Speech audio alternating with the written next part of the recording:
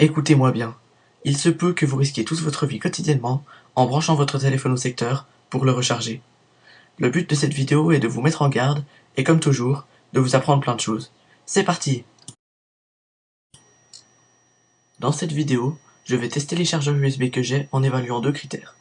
Le premier semble évident, puisqu'il s'agit de tester la capacité en courant du chargeur sans que la tension chute trop bas pour charger un smartphone. Certains chargeurs n'ont pas la capacité en courant inscrite sur leur fiche technique. Le deuxième est plus technique, mais loin d'être négligeable, puisqu'il s'agit de tester la tension résiduelle. Mais qu'est-ce que c'est? Vous savez sans doute que le courant du secteur est dangereux, et que toucher un fil relié directement dans une prise murale peut vous tuer. Pourtant, le courant d'une prise USB est parfaitement inoffensif, ou du moins il devrait l'être. Et ceci pour deux raisons. La première, la tension est très basse, entre 4,5 et 5,25 volts. La deuxième, elle est, en théorie, isolée du secteur.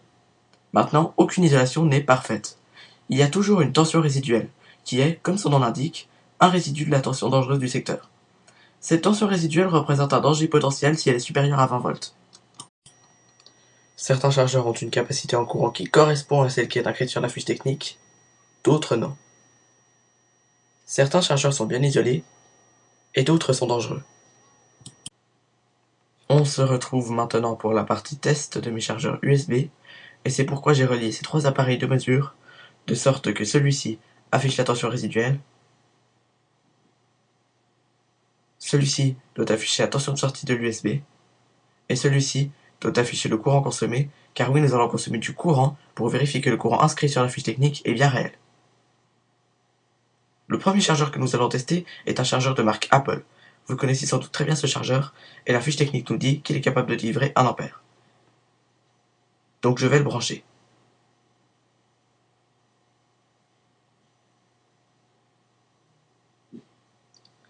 Et j'ai cette prise USB qui est reliée à mes multimètres pour les tests.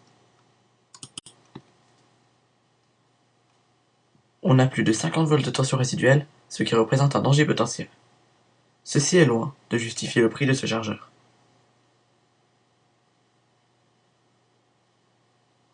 J'enlève le câble de l'écran et on voit que le chargeur sort 5,11 V, ce qui est correct. Maintenant, nous allons essayer de consommer les 1 ampère inscrits sur la fiche technique.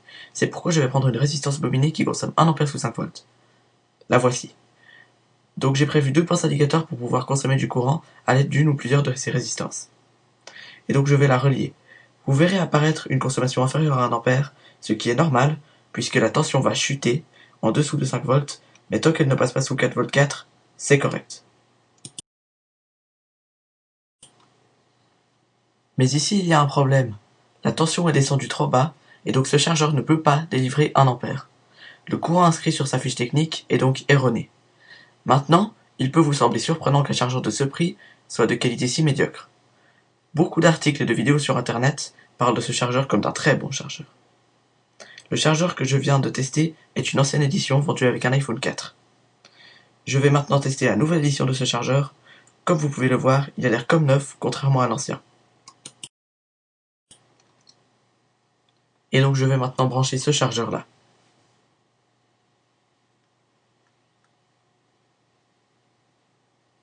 La tension résiduelle est au maximum de l'acceptable, mais ne présente aucun danger.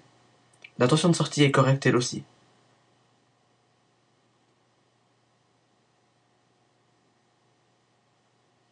Maintenant, si je remets ma résistance, la tension est basse, mais reste acceptable. Et donc cela signifie que vous pouvez vous servir de ce chargeur Apple 5 watts pour iPhone, la nouvelle édition bien entendu, sans risquer votre vie. Il peut bien sûr servir à charger un autre smartphone. Je vous présente maintenant le second chargeur, qui est lui aussi de marque Apple, mais il s'agit cette fois du modèle vendu avec les iPads, qui sont les tablettes de marque Apple. La notice dit qu'on peut aussi s'en servir pour charger un iPhone, et la fiche technique dit que le chargeur peut délivrer 2,4 ampères sous une tension de 5,2 volts, ce qui est légèrement plus fort que la moyenne, mais reste correct. Vous connaissez sans doute bien ce chargeur, légèrement plus cher que le précédent. Je vais donc m'empresser de le brancher.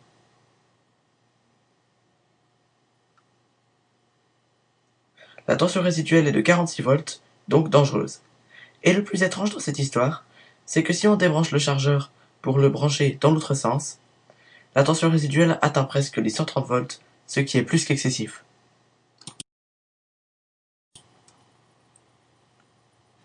Puisque ce chargeur est censé pouvoir fournir 2,4 A, il me faut deux résistances en parallèle pour tester cette caractéristique. Donc je vais les connecter.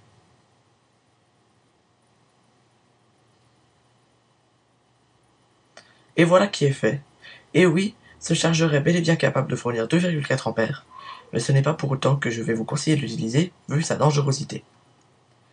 Mais ne le jetez pas à la poubelle, je vais vous montrer à la fin de la vidéo comment le sécuriser.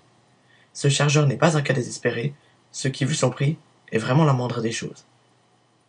Nous allons maintenant procéder au test du troisième chargeur, qui est de marque Samsung, et la notice dit qu'il peut délivrer 2 A.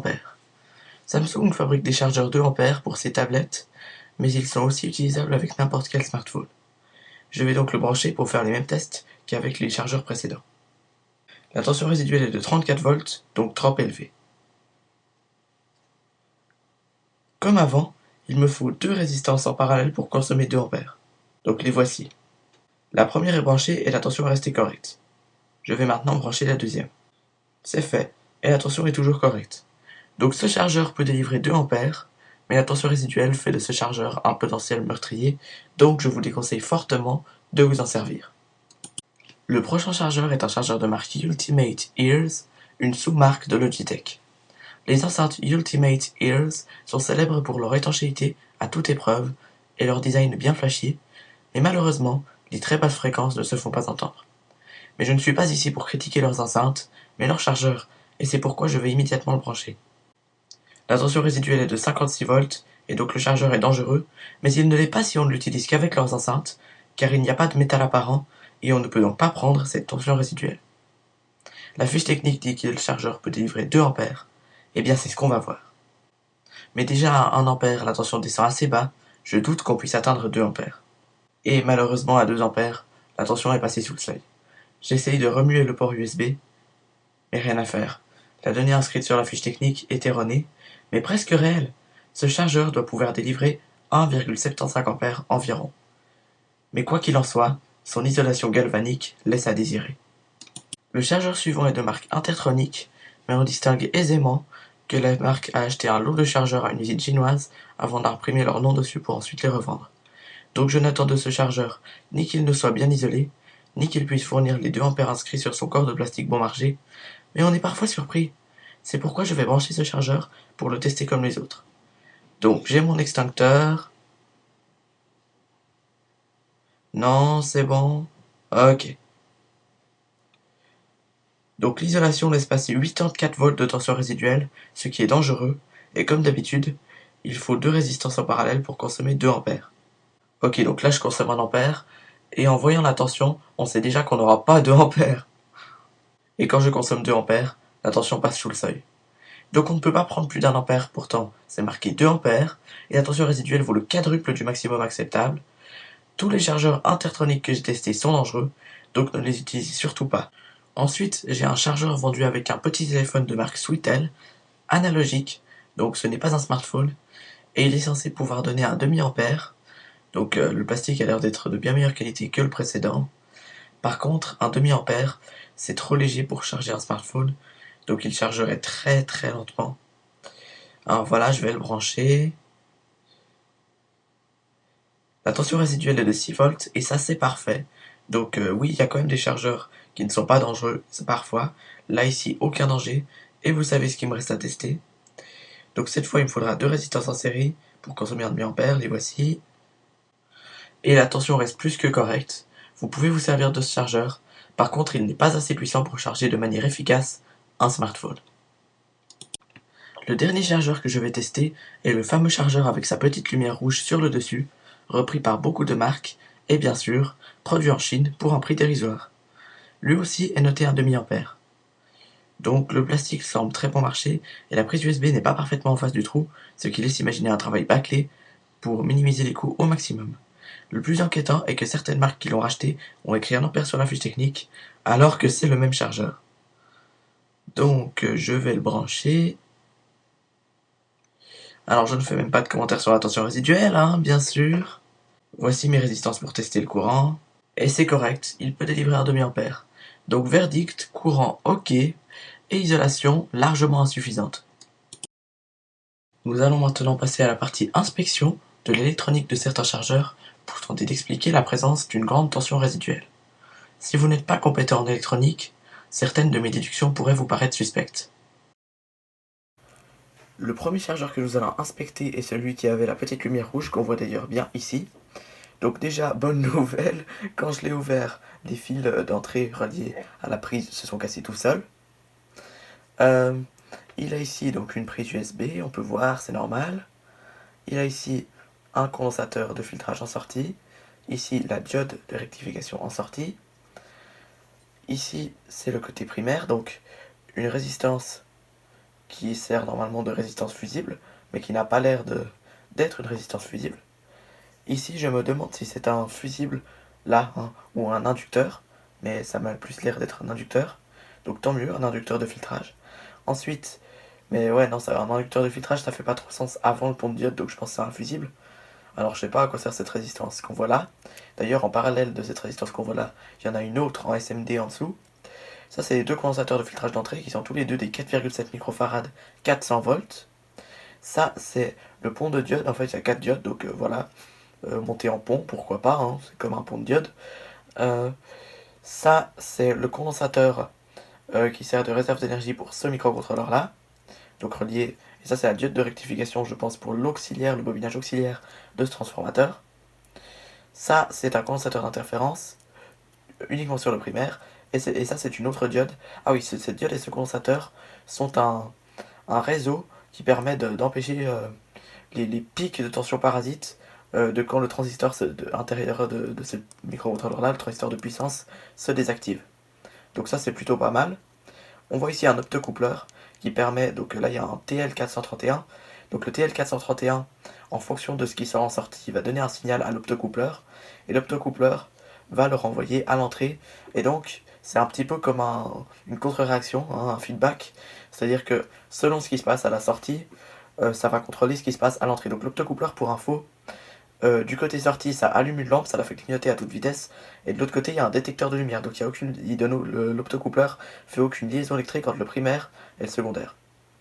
Donc, il y a un transformateur, il y a un condensateur d'interférence entre le primaire et le secondaire, qui est un classe Y1, donc il est fait pour ce genre d'application, il est sécurisé normalement.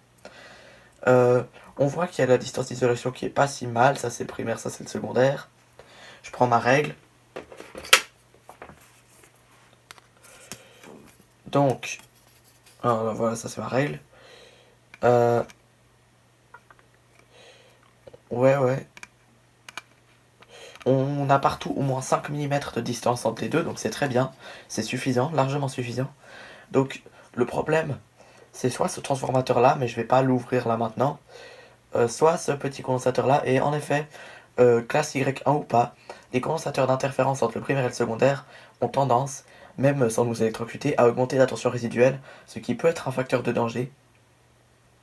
Donc voilà, on sait ce qui peut poser problème dans cette alimentation, peut-être aussi que c'est le transformateur, mais quand la distance d'isolation, ils prennent la peine de la mettre à plus de 5 mm, et carrément de découper la platine ici, où elle est un peu plus... elle est un petit peu moins bien, elle est à 5 mm, qu'ailleurs où elle est à plus de 5 mm, ça m'étonnerait que ce soit pour mettre un transfo nul, hein, ça n'aurait pas tellement de sens. Donc finalement, chip chinois peut-être, c'est vraiment un truc bon marché, mais franchement très bien construit, donc je pense que le problème c'est ce petit condensateur ici, le bleu là. Et voici pour le chargeur de marque Intertronic que j'ai réussi à ouvrir avec un peu plus de difficulté que le précédent, parce qu'il n'avait pas de vis. Mais peu importe, nous allons examiner l'électronique de ce chargeur. Donc le courant du secteur arrive dans ces deux contacts ici. Comme vous pouvez le voir, la prise avait deux tiges métalliques qui devaient entrer dans ces deux contacts. Ici, on a une résistance qui ressemble à une résistance fusible. Donc déjà, ça c'est bien. Ici, on a deux condensateurs de 4,7 microfarad. Donc comme dans le premier. Donc ça c'est vraiment bien. Parce que ça veut dire qu'on a un filtrage assez puissant en entrée. Et on n'a pas juste du 2,2 microfarad. Par contre, ce que je remarque qui est surprenant, c'est que voici celui qui peut cracher 500 mA. Il a un plus gros transfo que celui qui est censé pouvoir cracher 1 ampère. Enfin 2 ampères, pardon. c'était le 2 ampères. Donc, ça explique pourquoi celui-là ne peut pas cracher réellement les 2 ampères qui étaient inscrits sur sa fiche technique. C'est assez logique. Maintenant, à la sortie, on a deux condensateurs de 470 microfarads. Donc, ça fait au total 940 microfarads. Oui, je sais encore calculer, même si non, pas très bien. Enfin voilà. Donc, c'est pas rien. Sur l'autre, on avait que 470 et le condensateur était plus gros en plus de ça. Ah non, c'est pas vrai, c'est 680. Donc, là, voilà. Ici, on a le connecteur USB habituel. Le transformateur, ici, c'est... Non, je crois que c'était une diode, c'est un petit jumper. Encore une fois, le transformateur a l'air d'avoir une bonne distance. Il y a une platine ici en plastique par-dessus laquelle les fils passent pour isoler. Mais on a de nouveau ce classe Y1, ce condensateur de classe Y1 entre le primaire et le secondaire. Et je pense que c'est de nouveau ça la cause du problème. Donc j'essaierai plus tard dans la vidéo de les retirer et de voir comment ça se passe. Mais bien sûr pas en les branchant réellement au secteur, parce que j'ai pas trop envie de mourir. Donc oui, on voit aussi le pont de diode, donc le courant du secteur en arrivant, c'est normal, il est redressé. Après la résistance fusible, il est redressé. Et donc on voit ici le condensateur, enfin le condensateur, qu'est-ce qui m'arrive? On voit ici le microcontrôleur qui permet de hacher, enfin de faire le découpage quoi, du signal. Et comme je ne vois pas de transistor, je pense que le transistor de puissance est contenu aussi dans ce microcontrôleur là. Donc il va chauffer un petit peu. Et puis là, ce qui est bizarre, c'est quand même qu'on a pas mal de condensateurs de filtrage en sortie, on a presque 1000 microfarads au total. Mais regardez-moi la taille de cette diode pour 2 ampères. Non, franchement, elle va chauffer à mort. Bon voilà, mais sinon c'est plutôt bien fait. Maintenant, distance d'isolation, comme d'habitude, je sors ma règle. Et elle est de 5 mm, sauf ici, là, à cet endroit-là, elle est plus petite. Mais du coup, à l'endroit où c'est moins de 5 mm, ils ont découpé la platine pour renforcer l'isolation. Donc encore une fois, c'est du très beau travail, c'est pas un travail bâclé. Celui-là, il est très bien fait, je suis assez étonné, vu la tension résiduelle qu'il avait. Les deux premiers, là, ils avaient une grosse tension résiduelle, mais ils étaient bien construits. C'est assez étonnant. Donc, je pense que c'est tout simplement dû à ces condensateurs-là bleus à chaque fois qu'ils sont entre le primaire et le secondaire. Donc, on va peut-être tenter une fois de les retirer. Ok, donc me revoici. Donc, cette fois-ci, j'ai ouvert le chargeur de marque Samsung, qui lui aussi avait une tension résiduelle de presque 35 volts. Et pour dire vrai, il est bien construit, la vache, hein. Donc, la prise, il y avait encore deux broches qui arrivaient sur ces deux trucs. De près, on pourrait croire que c'est le microcontrôleur, mais c'est juste du métal. C'est des broches, là et là. Voilà. Ensuite, il y a 4 diodes de rectification dans de la pâte thermique. Je comprends pas tellement pourquoi il y en a, c'est plus à mon avis pour avoir l'air d'être de bonne qualité. Parce que pâte thermique sans... comment ça s'appelle dissipateur, c'est pas très utile. Donc là, on peut voir que la distance d'isolation est inférieure à 5 mm, mais la plaque est découpée et il y a des isolateurs en plastique entre deux. Donc c'est même encore mieux que 5 mm. C'est très bien isolé. On voit l'optocoupleur ici qui est de grosse taille, donc encore une fois, il doit être de bonne isolation aussi. De toute façon, les optocoupleurs, c'est jamais ça le facteur d'une grande tension résiduelle en théorie. Donc, je vais enlever le plastique. Alors, vous risquez de peut-être pas tout voir. Voilà, bah c'est bon. En fait, c'était pas si difficile. Donc, on voit les deux condensateurs en entrée. C'est deux de 12 microfarads et 400 volts. Donc, on a 24 microfarads. C'est très bien. Ils auraient pu mettre un de 22, mais enfin bon, voilà, ils ont disposé comme ça. C'est très bien fait. Il y a un fusible aussi, là je l'ai pas dit, je pense qu'il doit... Ouais, le fusible rejoint cette broche-là avec les 4 diodes, donc les 4 diodes de rectification. Après il y a ces deux condensateurs. Ça, qu'est-ce que c'est? Vous voyez pas, pardon. C'était ce petit truc vert dont je parlais. Ça, qu'est-ce que c'est? On va essayer de voir. Ok, donc c'est un condensateur. C'est marqué 200, c'est bizarre. Je sais pas, comme valeur pour un condensateur, c'est bizarre parce que 200 ça veut dire que c'est 20 picofarads, donc c'est presque rien, mais c'est bizarre d'avoir une valeur comme ça, c'est pas rond, ça aurait dû être 220, mais pas 200, c'est chelou. Enfin bon, c'est pas grave, c'est un peu bizarre, mais c'est pas grave. Il y a cette résistance là que je vois, je sais pas du tout ce que c'est, on va voir. Ah ouais, non mais elle est uniquement du côté primaire, donc ça m'a l'air d'être une résistance toute bête. Prévu pour une grande dissipation quand même. Bon, là, ils mettent quand même 24 microfarads de filtrage à l'entrée, mais là, c'est... Ok, vous voyez rien, je vais vous dire.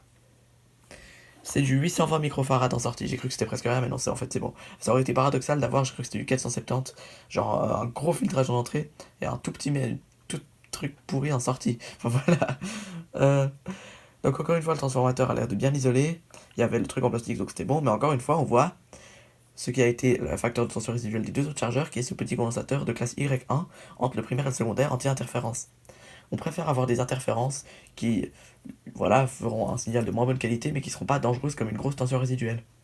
Ça, c'est clair. Donc, c'est ça aussi qui pose problème dans ce chargeur-là. Je serais curieux, mais j'ai pas encore eu l'occasion, de démonter un chargeur Apple de nouvelle édition pour voir si, parce qu'ils ont des faibles tensions résiduelles, pour voir s'ils ont aussi ce petit condensateur ou pas. Parce que eux, ils sont bien isolés. Maintenant, il existe une parade à cette tension résiduelle. Vous vous souvenez sans doute de ce chargeur-là, qui avait une tension résiduelle de 130 volts dans un sens et 46 dans l'autre, et je vous avais dit que ce n'était pas un cas désespéré, et qu'on en reparlerait à la fin de la vidéo. La parade à cette tension résiduelle est de relier la masse en sortie dans l'USB à la mise à terre, donc qui est tout simplement le troisième pic, ici il est inexistant, d'une prise murale. Donc si je prends ça, le troisième ce serait celui du milieu là. Donc ce chargeur là n'est pas un cas désespéré parce que comme vous le savez sans doute, pour ceux qui le connaissent, on peut retirer ces parties parce que on peut avoir une partie européenne, une partie anglaise, enfin c'est fait pour que ce soit standard. Et si on se sert de ce câble là, alors attendez vous ne voyez pas bien, si on se sert de ce câble là qui sert normalement pour les chargeurs d'ordinateurs portables de marque Apple mais qui ont les mêmes petites encoches comme ça là, on peut tout simplement avoir une prise de terre, donc le fil du milieu on voit qu'il est relié, parce que ceci c'est relié à la masse en sortie de l'USB dans le chargeur, donc si c'est relié à la terre, il n'y a plus de tension résiduelle en fait. Alors du coup si on met ça, après le truc c'est que bon voilà c'est pas une raison pour Apple hein, pour faire des chargeurs aussi peu sécurisés, parce que ok il y a moyen avec la mise à terre de faire en sorte qu'il n'y ait plus de tension résiduelle, mais je vous rappelle qu'à la base cet adaptateur est vendu sans fil de mise à terre.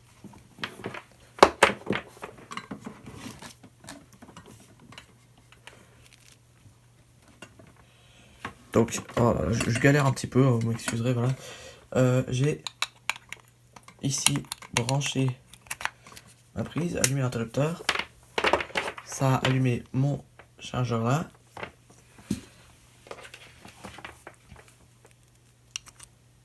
Câble USB. Ici, on va juste mesurer la tension résiduelle, rien d'autre. Voltmètre.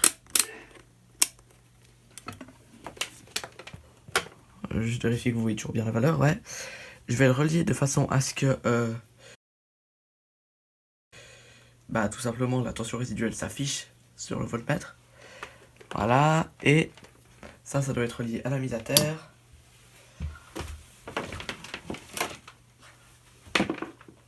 Donc c'est tout un bazar. Voilà ma rallonge ici, ma rallonge française. Pourquoi j'ai pris une rallonge française? Parce que la mise à terre c'est un pic, donc c'est beaucoup plus facile d'y accéder que dans une prise suisse. Je galère pour le brancher, voilà. Et maintenant je vais tout simplement relier ça là. On peut voir que la tension résiduelle est parfaitement inexistante. Et c'est tout simplement parce qu'on a relié la masse en sortie à la terre. Donc si vous avez une idée pour bricoler avec d'autres chargeurs qui auraient une grosse tension résiduelle, un truc pour relier la masse à la terre, vous pouvez supprimer cette tension résiduelle.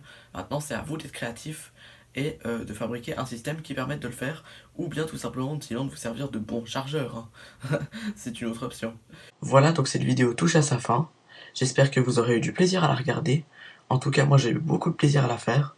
N'hésitez pas à liker la vidéo si vous l'avez aimée, ainsi que vous abonner à la chaîne.